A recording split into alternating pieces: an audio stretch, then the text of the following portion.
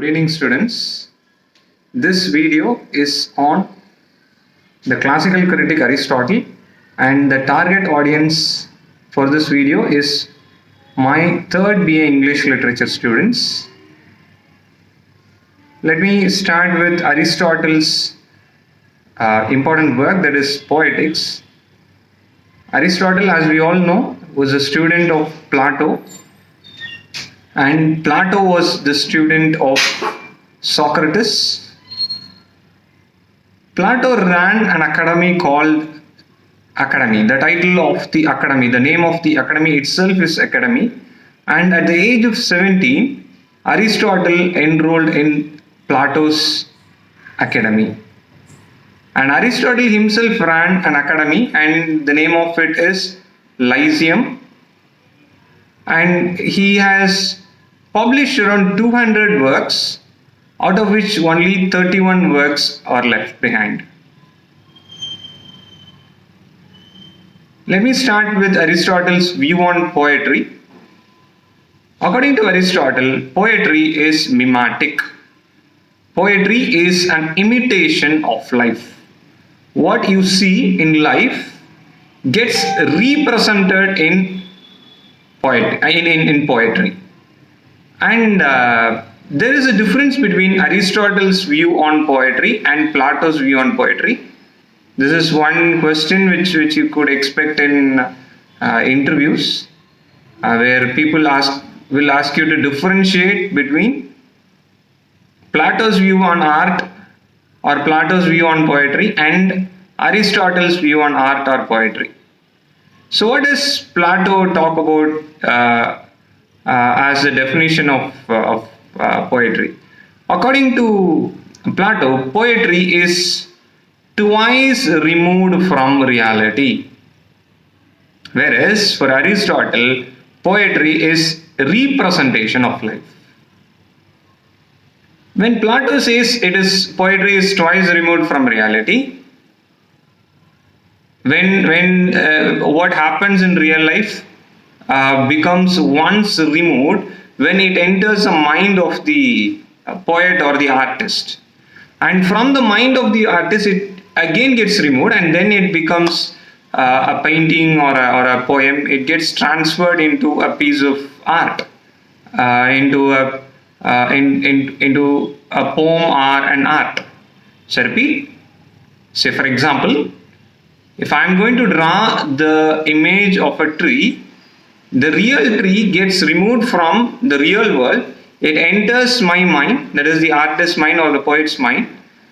And the tree which is there in reality is completely different from the tree which is inside the mind of the artist.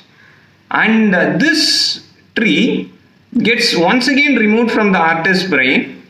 There is some modification which is being done here, and then it gets transferred into a piece of painting. Alright, so therefore, according to Plato, art is twice removed from reality, whereas Aristotle says art or poetry is representation of life. So this is a basic difference between Plato's view and Aristotle's view. And Aristotle had a son who, just like Rudyard Kipling's son, died during war. You know this famous writer who said, "East is east, west is west, and never shall the twain meet." Rudyard Kipling. He lost his only son in the war. Rudyard Kipling lost his only son in the war, but he was for war. And as you know, he was born in Bombay. Rudyard Kipling was born in Bombay, and he worked as a constable. He later on, Rudyard Kipling's books were removed from the British Library because he had some extreme views on race. For example, when he said east is east, west is west, never shall the twain meet. Okay, just like Rudyard Kipling's son, Aristotle's son also died in war. And the name of Aristotle's son is Nicomachus. And Aristotle came up with a work called Nicomachus Ethics.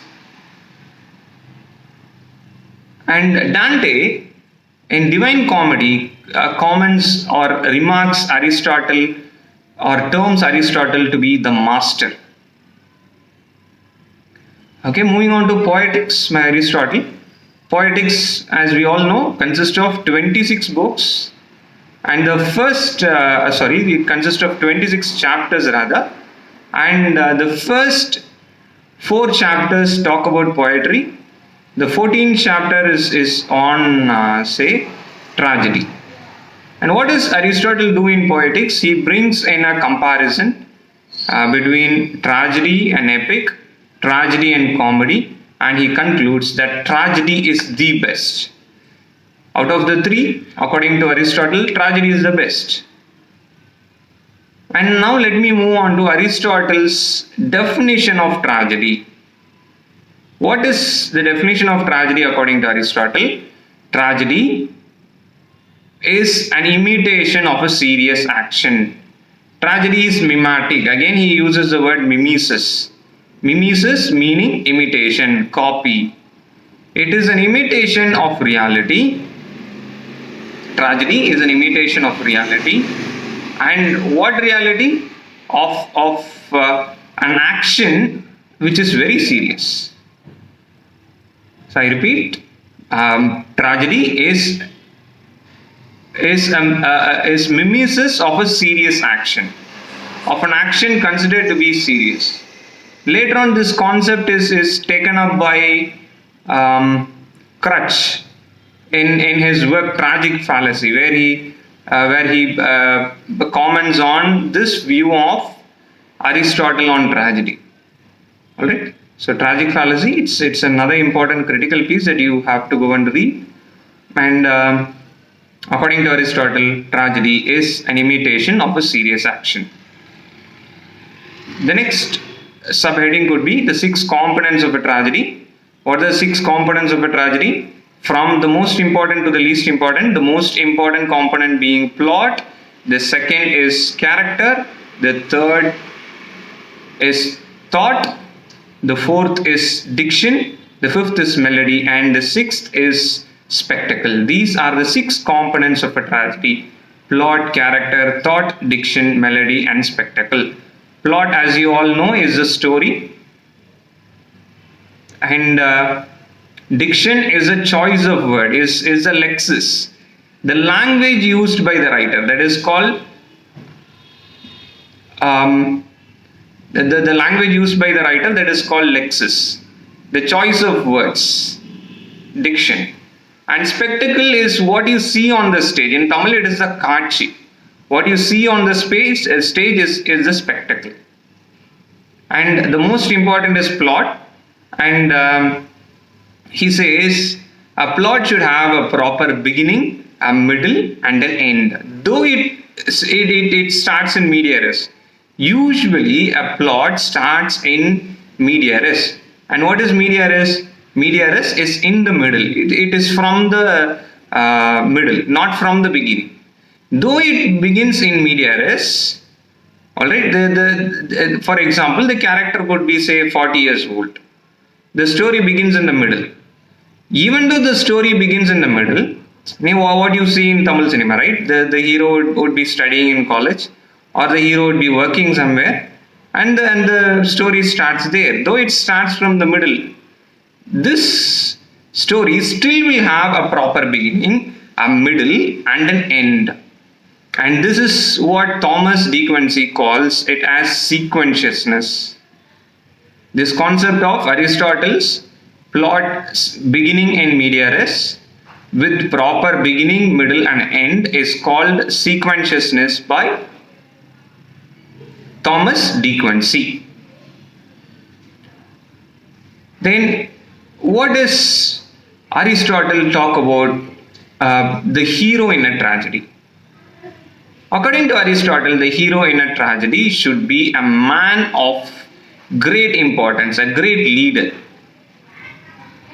a king, a queen, a princess, a prime minister, a woman or a man of national importance should be the hero or the protagonist, says Aristotle.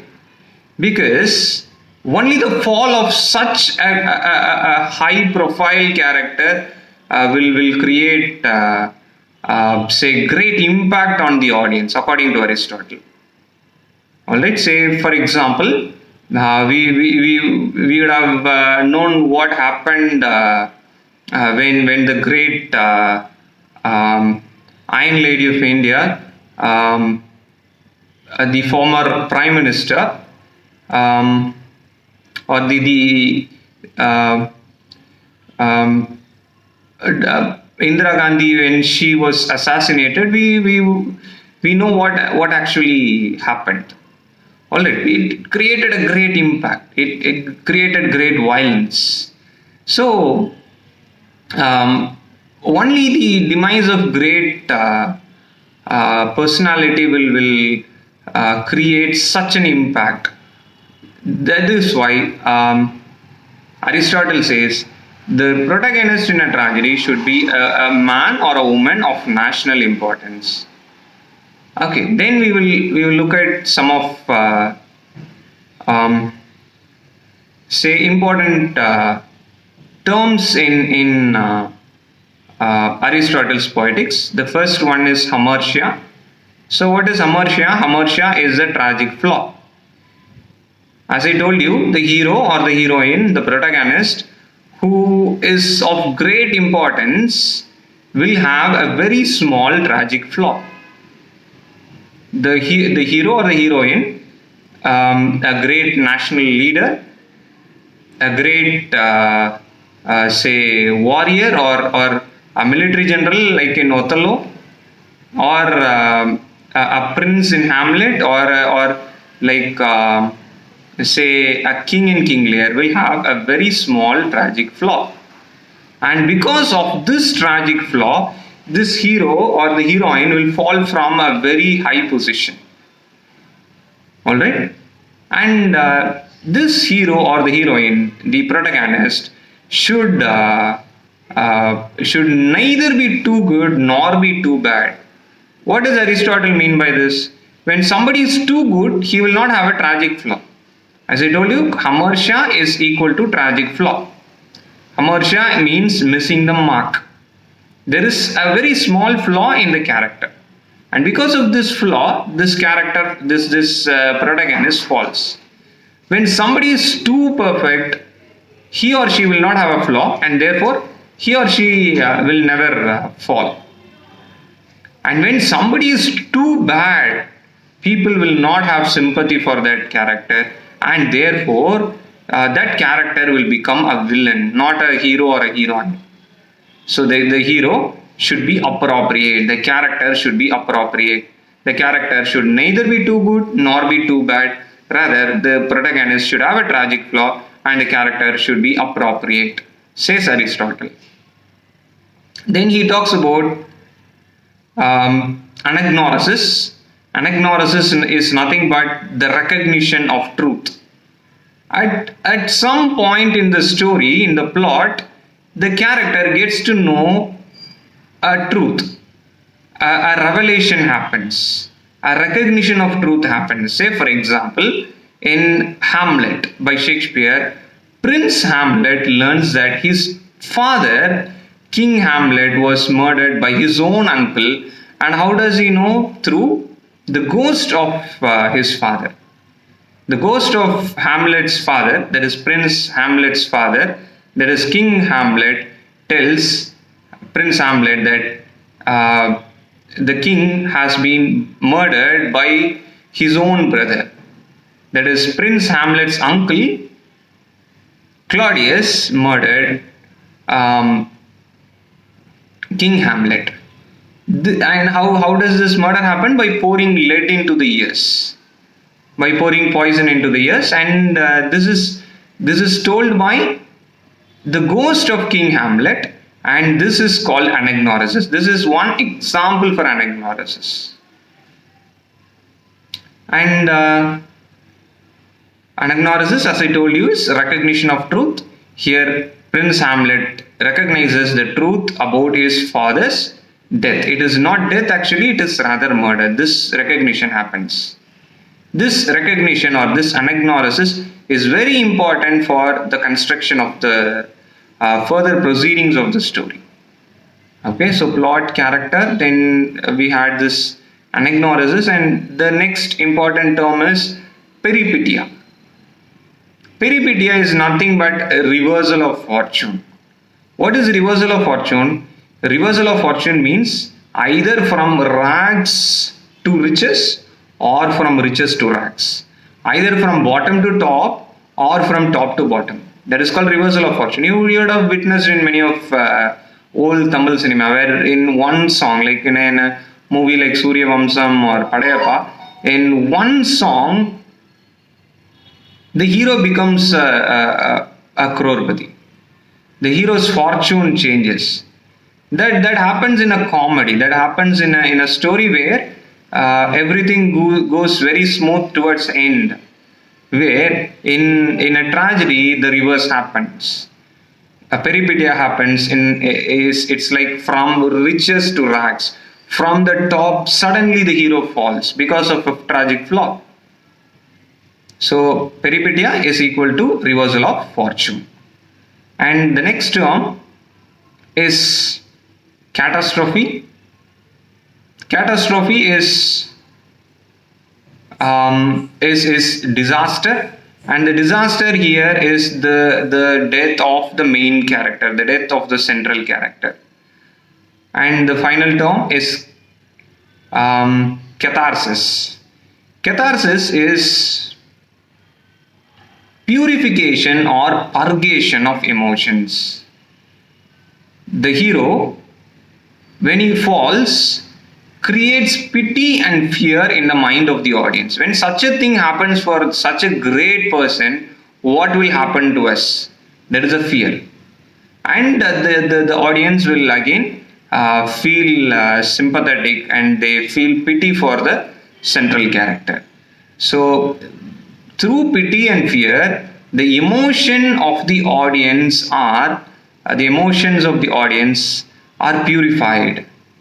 Purgation or purification of emotions happen. So this is called catharsis. So that is it with this video on Aristotle. Thank you.